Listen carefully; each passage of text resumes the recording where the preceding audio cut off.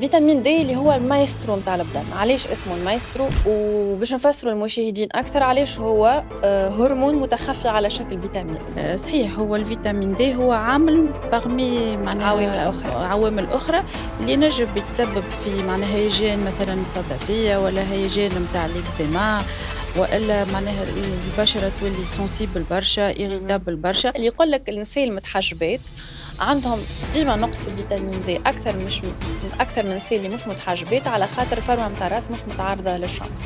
دونك شنو رأيك في المعلومة هذيا؟ شنو علاقة نقص الفيتامين د بصحة الشعر كيفاش ناخدو الفيتامين د؟ شنو ناخدو جرعات حبات شنو بالضبط معناها؟ المعروف به والثقافة هي ثقافة الأمبولات، يقول لك ناقص فيتامين د تنعمل 3 4 6 أشهر ناخذ كل بيريود معناها الأمبول هذيك وكهو نعوض النقص نتاعي. توا في تونس يعني تبارك الله أي. طقس مشمس ولا العام الكل بريسك في جانفي الشمس نتصور 3 أيام في أسبوع على 7 طقس مشمس. شنو يفسر إنه برشا ناس ناقصهم فيتامين د؟ ما فماش حاجة سيستماتيك في الميديسين، احنا ديما نشوفوا الأعراض الموجودة معناها لو باسيون المريض كي يجي نشوفوا ساعة شنو هي الأعراض نتاعو اهم. وحسب الأعراض نطلبوا التحاليل. معناها فما حاجات تخلينا نخموا في نقص نتاع فيتامين د وفما حاجات تخلينا نخموا في نقص في حاجات أخرين وإلا فما مشاكل أخرين لازمنا نلوجوا عليها. لهنا نخافوا من الانتوكسيكاسيون.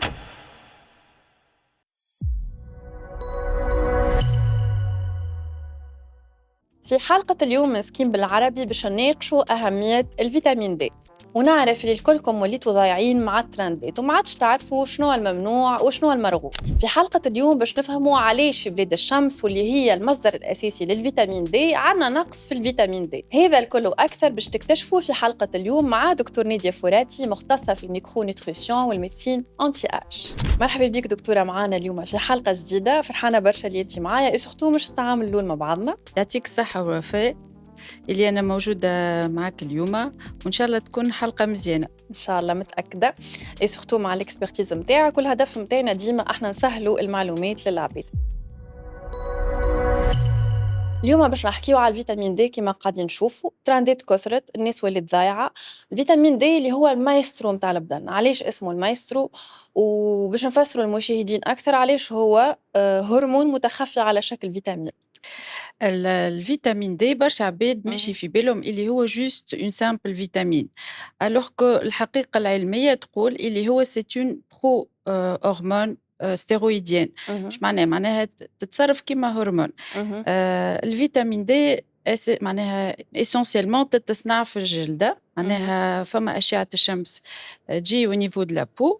مهم. تصنع كيما نقولوا الفيتامين دي ومن بعد تصير ديزاكتيفاسيون في الفوا وفي مهم. في الكبده. الغاء الكبده الكبده باش والكلوي تولي لا باش فورم نترجموا اكتيف. اكثر للناس. فوالا اها. في معناها في الكبده ومن بعد في الكلاوي اها. ومن بعد تولي اون معناها فورم نتاع فيتامين دي اكتيف.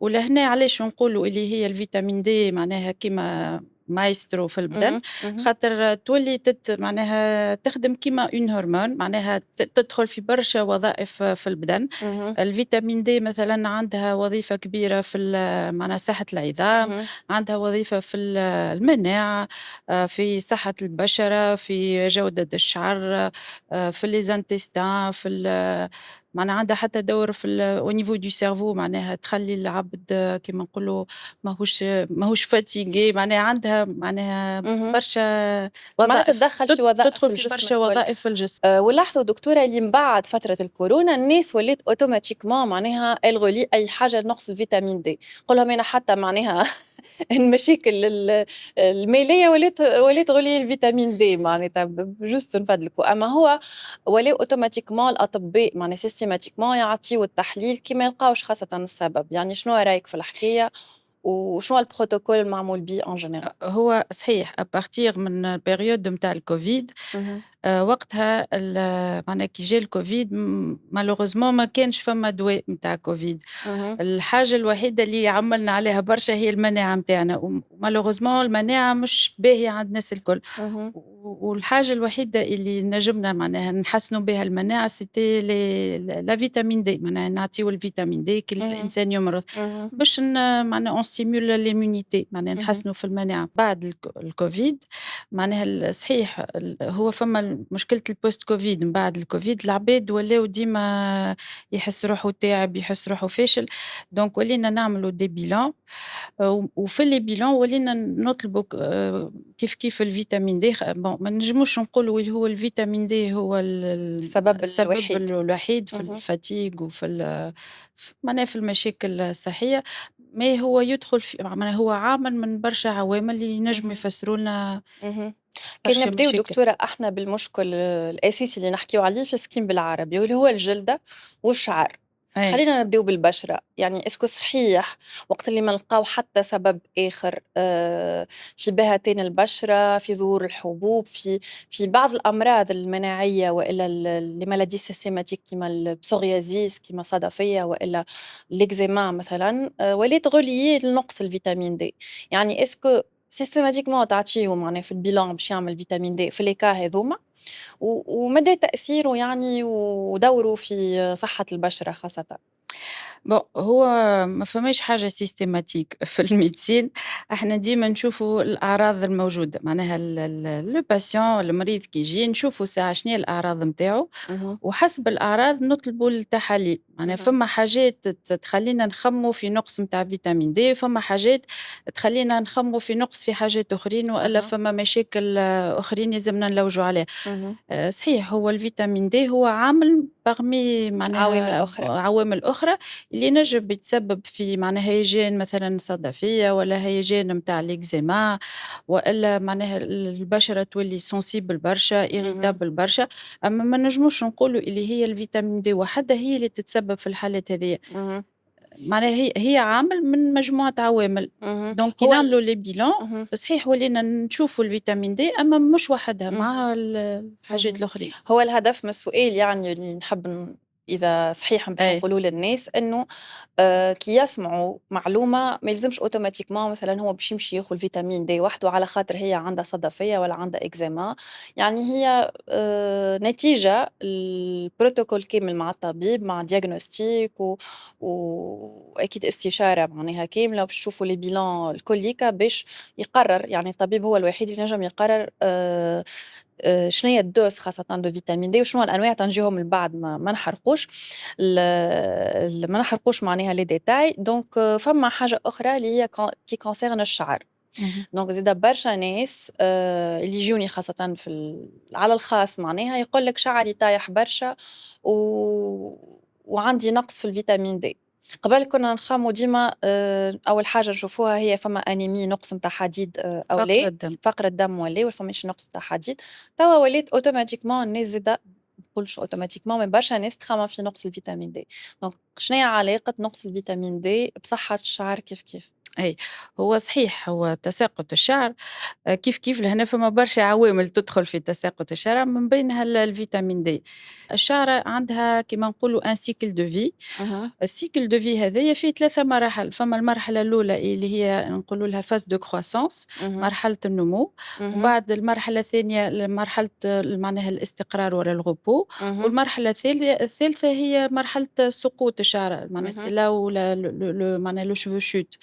الفيتامين د عندها دور أنها elle stabilise معناها الفترة متاع الcroissance اللي هي اهم، أطول فترة في الcycle متاع الشعر. اهم، كي تبدا العباد اللي عندهم نقص في الفيتامين د اهم، شنو هو معناها التأثير معناها اللي نراوه هو الفاز دو كرواسونس هذيك تقصر دونك في ساعة الشعرات في ساعة يدخلوا في الفاز نتاع الريبو اهم، اي شوت معناها رابيدمون اهم. دونك كيما نقولوا لو سيكل إلي راكورسي وقت اللي عندنا مشكلة معناها نقص نتاع فيتامين فيتامين د. د. هذايا هو التأثير principal ماهوش هو معناها direct باش يمشي يطيح il agit surtout sur le cycle de la من معناها العوامل أما تأثيره ما كبير هو برشا. صحيح أما ينجموا يكون فما عوامل اهم. أخرين مع الفيتامين د. هوني فما معلومة مهمة جدًا ومعلومة تدور برشا معناتها ونسمعوها ديما، اللي يقول لك النساء المتحجبات عندهم ديما نقص في الفيتامين د أكثر أكتر من نساء اللي مش متحجبات على خاطر الفروة متاع الراس مش متعرضة للشمس.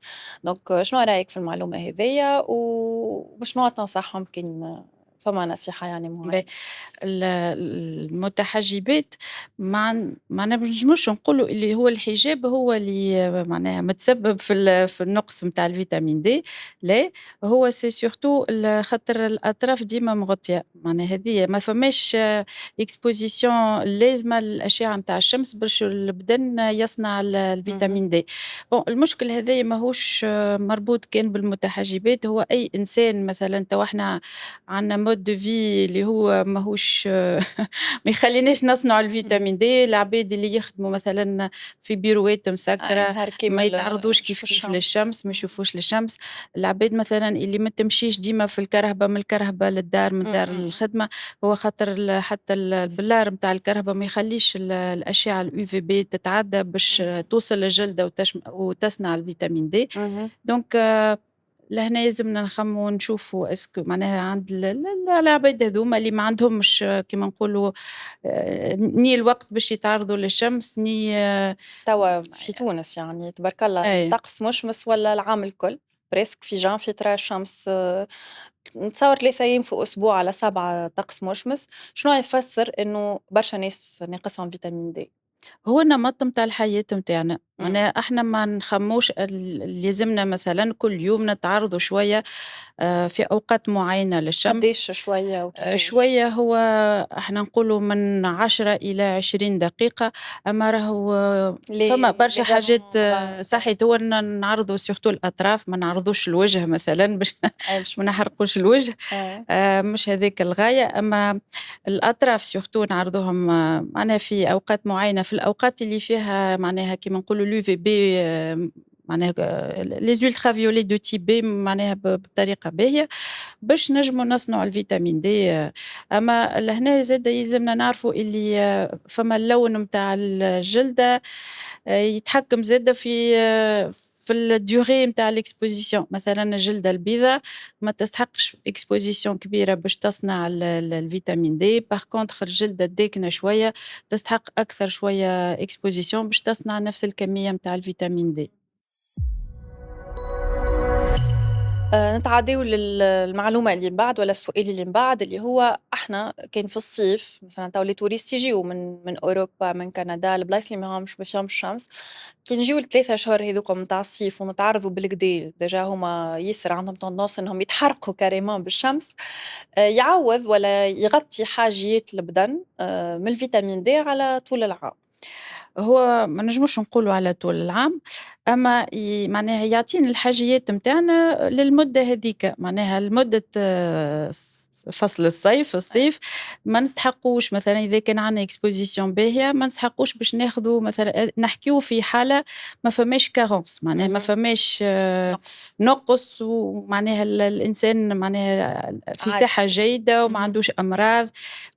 وقتها كافي، معناها الجلدة اللي تصنع en général مع شوية ماكلة معناها تجيب له شوية فيتامين د اهم. كافي، أما ماهوش كافي على عام كامل، معناها من بعد الفصول الباردة معناها خريف، شتا نجموا وقتها نشوفوا اسكو معناها فما نقص يلزمنا نعوضوه بالمكملات الغذائية. الغذائية باهي. مرض العصر دكتورة، اللي هو الstress والاكتئاب وكل، ولاو حتى معناها الناس والمعلومات اللي قاعدة تدور غُلية بإنه الإنسان هاكا اللي يبدا ديما فاشل كيما قُلنا من الأول وتاعب وما يعينوش وفقدان الشغف معناها، واللي تنجم توصل ساعات لحالة الاكتئاب، مش حاجة سهلة، ما يقول لك أنا en dépression وما يعينيش وقلق، يجيو يعملوا معناها liaison direct بنقص الفيتامين د.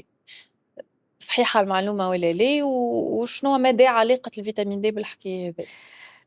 هو النقص متاع الفيتامين د هو اهم. كالعادة عامل من برشا عوامل ينجم يتسبب في fatigue معناها في تعب تعب. معناها اهم. إرهاق، ينجم يتسبب في معناها كيما نقولوا يفسد الhumeur معناها المزاج يبدا ماهوش مريقل، اهم. ما نجموش نقولوا dépression نجمو نقولوا une humeur dépressive معناها قالق من روحه وقالق من كل شيء. ك ك ك معناها كالعادة ماهوش هو الوحيد نقص الفيتامين D اللي تنجم تفسر لنا كل شيء، أما عنده دور. عنده دور، أي خاطر الفيتامين D عندها دور في معناها في كيما نقولوا synthèse des neurotransmetteurs وفي السينتيز نتاع السيروتونين اللي هي هرمون السعادة. السعادة. دونك كنا هذاك حشنا علاش بها.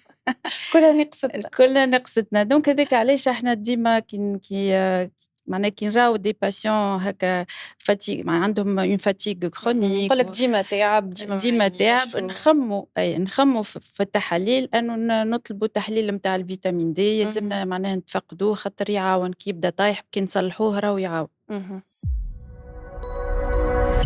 توا دكتورة نجيو للبروتوكول، كيفاش ناخدوا الفيتامين دي، شنوا ناخدوا، جرعات، حبّات، شنوا بالضبط معناها؟ المعروف به والثقافة هي ثقافة الأمبولات، يقول لك ناقص فيتامين دي تنعمل 3، 4، 6 أشهر ناخذ كل period معناها الأمبول هاذيكا وكهو نعوّض النقص متاعي، دونك نحب نحكي لهم أكثر شنو هُما الأمبولات شنوا فيهم، والفرق بينهم وبين الحراب شنو نقولوا إحنا الحبّات معناتها. باهي قبل صحيح معناها عندنا معناها تعلمنا اللي عنده نقص في الفيتامين دي أسهل حاجة نعطيوه دي زامبول معناها تري بيان دوزي اوتمون دوزي باش اهم، نصلحوا فيه ساع النقص نتاع الفيتامين دي. اهم. المشكل في لي زامبول هذوما كي سون اوتمون دوزي يعملوا دي بيك كبار نتاع الفيتامين دي وفي ساعة بعد البيك هذاك نجموا نراو يطيح. اون شوت رابيد زادا.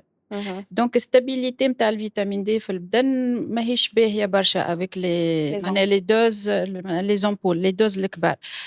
توا برشا beaucoup d'études لقاو اللي إنه الجرعات اليومية سي sous forme ينجموا يكونوا معناها حرابش ولا des gélules ينجموا يكونوا حتى des gouttes اهم، متاع فيتامين D اهم، معناها ناخذوهم كل يوم وهذاك معناها شنو يخلي التو متاع الفيتامين D في الدم معناها في البدن il reste stable معناها on a l'effet physiologique معناها اهم، كيما on dirait الجلدة تصنع لنا كل يوم شوية فيتامين اهم، D إحنا هذاك نجموا نعوضوه بالجرعات اليومية اهم، donc c'est mieux معناها pour la biodisponibilité والفاعلية تولي خير. اهم.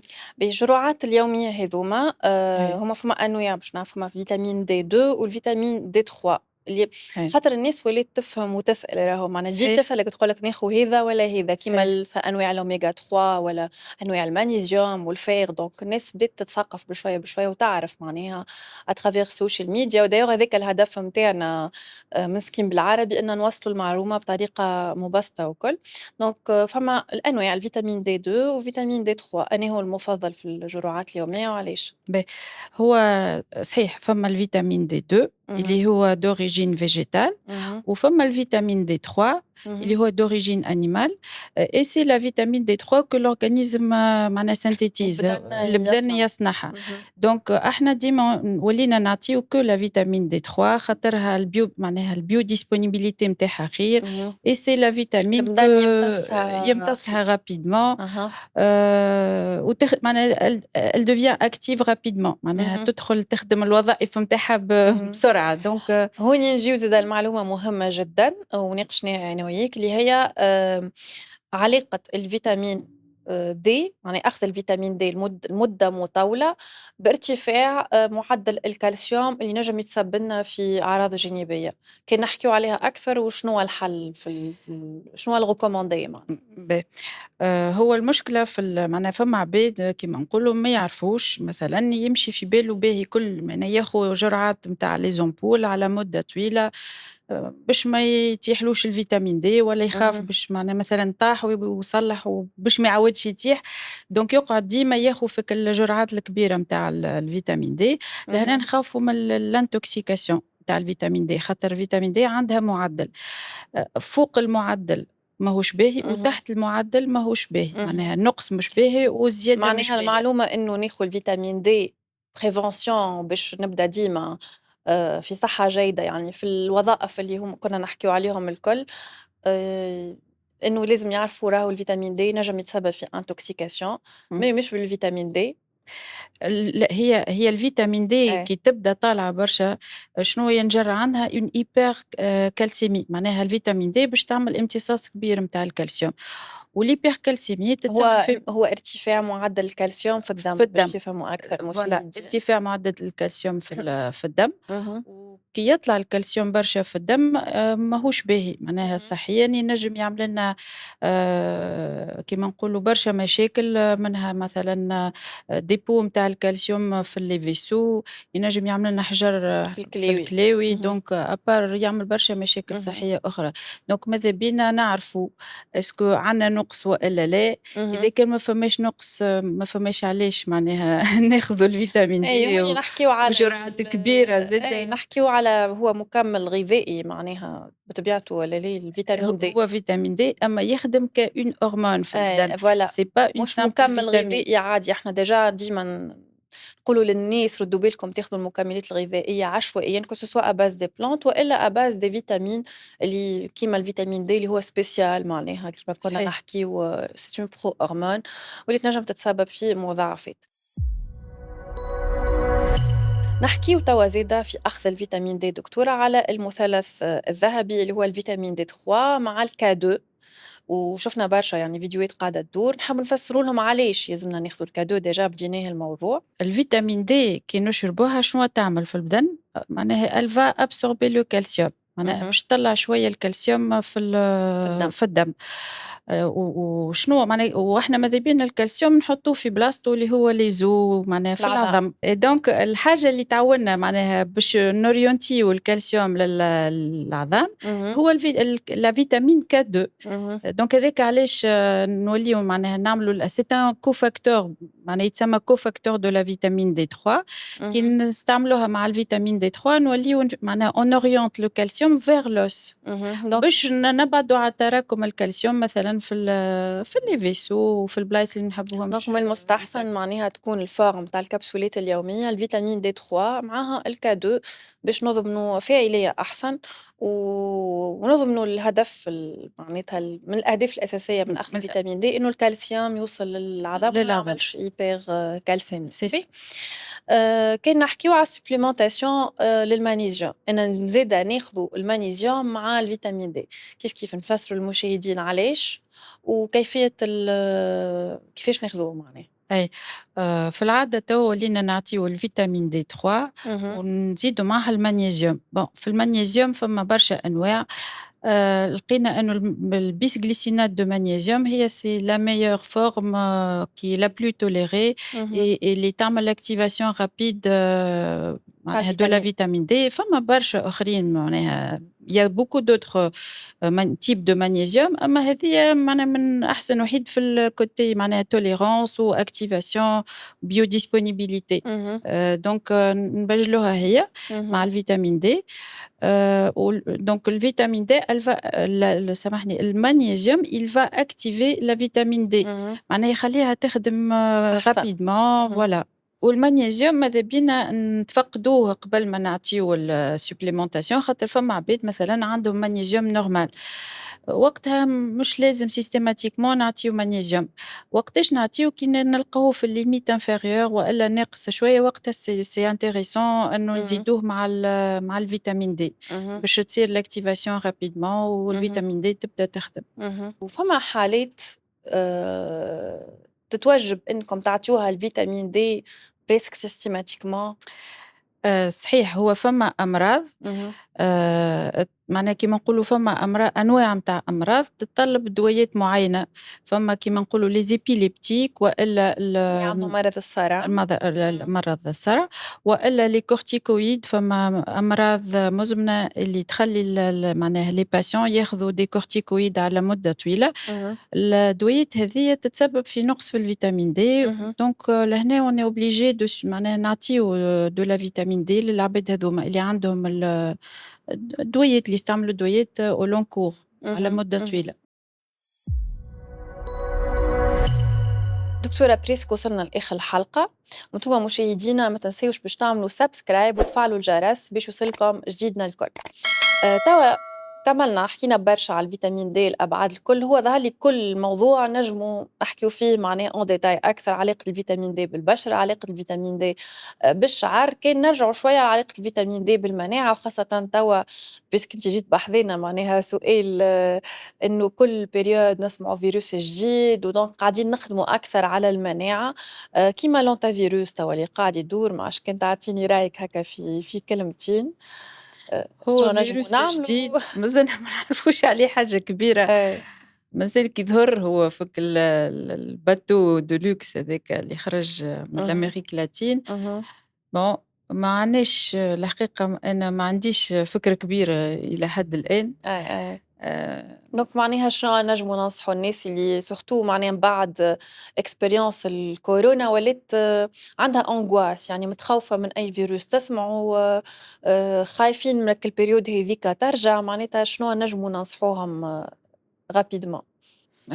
هو توا حتى ما زلنا ما نعرفوش العدوى كيفاش تصير، هو توا المعلومات اللي عندي العدوى من إنسان لإنسان ماهيش سريعة كيما قبل معناها كيما الفيروسات الآخرين، الكوفيد معناها متحول surtout إحنا ولاو يسميوه أي المتح حاجة متحول. معناها الcontamination elle est beaucoup plus lente هذايا اللي سمعت عليه، اهم، معناها يلزم contact prolongé مع العبد المريض. آآ دونك الواحد مازال ما عندوش فكرة كبيرة على الفيروس الجديد هذايا، mais bon إحنا نستحفظوا على رواحنا صحيح، معناها اهم، نستحفظوا على المناعة متاعنا، bon المناعة راهو هي il faut gérer son stress يلزمنا نمط نرقدوا حياة. مليح، نمط حياة صحي، يلزمنا نتحركوا شوية، يلزمنا نعملوا معناها حتى كان ما لقاوش وقت باش نعملوا sport au moins نمشيوا شوية على ساقينا، اهم، هذاك الكل راهو يعاون، وsurtout l'alimentation خاطر المناعة راهي تبدا من les intestins، معناها أكيد. قد ما ناكلوا حاجات ديما نقولهم تنفعنا صحالنا، صحيت صحالنا أول هو دوانا أهم. هو ماكلتنا. وأنتِ spécialiste en oui. micronutrition دونك نتصور أول حاجة تنصح بها العباد. نحس معناها نكثروا إحنا نقولوا من les fruits et légumes، les أيوه protéines. على ذكر ماكلتنا زيادة توا يلزم فما أكيد الtrend توا اللي هو نظام الطيبات اللي قاعد يدور معناها شنو زادا تنصحهم العباد كل يوم بريسك كل يوم تعرضوني 5 6 فيديوهات وإلا ناس تسأل على الخاص شنو قولك في النظام هذايا معناها rapidement bon أنا ما تبعتوش برشا إيه، just عرضوني quelques petites vidéos. أها، bon نظام الطيبات أنا ما فهمتوش معناه إيش يحب وين يحب يوصل بالنظام. أما فما حاجات متناقضة مع لا لوجيك معناها لا لوجيك médicale et لا لوجيك نتاع اهم، معناها notre santé. السكر ماهوش باهي لصحتنا، oui، السكر بالعكس معناها يضر برشا حاجات، اهم، معناها السكر يعمل glycation السكر اهم، la glycation c'est معناها il y a une inflammation à bas grade، l'inflammation à bas grade هاذيك راهي تهلك برشا حاجات في بدننا، اهم. دونك ماذا بينا بالعكس إحنا النصائح إن نبعدوا على السكر، سمعت اللي هما يقولوا يلزم نوتيلا ويلزم هذاك ماهوش الشوكولاتة صحيت ماهوش منصوح والبطاطا. به، إمم. فوالا الحاجات اللي فيها برشا صحيح سكر. هُم أنا شو كي يسألوني الحقيقة دكتورة ما نكذبش عليك، نقول لهم just خدِّم الlogique متاعك، خمم شوية logiquement أوكي فما حاجات صحاح كيما les hormones في الدجاج وكل هذاك واضح وlogique يعني كيما أي نظام extrême يطلع، قبل طلعوا نظامات أخرى يعني أسامي وأنواع وأشكال je pense l'équilibre التوازن في كل شيء هو توازن. الأحسن، هو الأحسن للناس هو الكل. ذاك المنصوح به، معناها أكيد. يلزمنا معناها نكونوا متوازنين في ماكلتنا، متوازنين في حياتنا، إمم، دونك ما إمم. نمشيوش les extrémités. دونك إحنا حكينا على الفيتامين د، قلنا اللي هي الprincipal source نتاع الفيتامين د في البدن هي الpeau نتاعنا تصنع، mais فما زادة الsource alimentaire. نرجعوا لماكلتنا وصحانا. صحيت نرجعوا أها، لماكلتنا وصحتنا، دونك نلقاو الفيتامين د essentiellement في الحوت، اهم، ونلقاوه surtout في les œufs في العظم، اهم. ونلقاوه زادة في les produits laitiers. شكرًا مرة أخرى دكتورة على حضورِك معانا. يعطيك الصحة. ميرسي، إن شاء الله نشوفك في حلقة قادمة. عايشك إن شاء الله.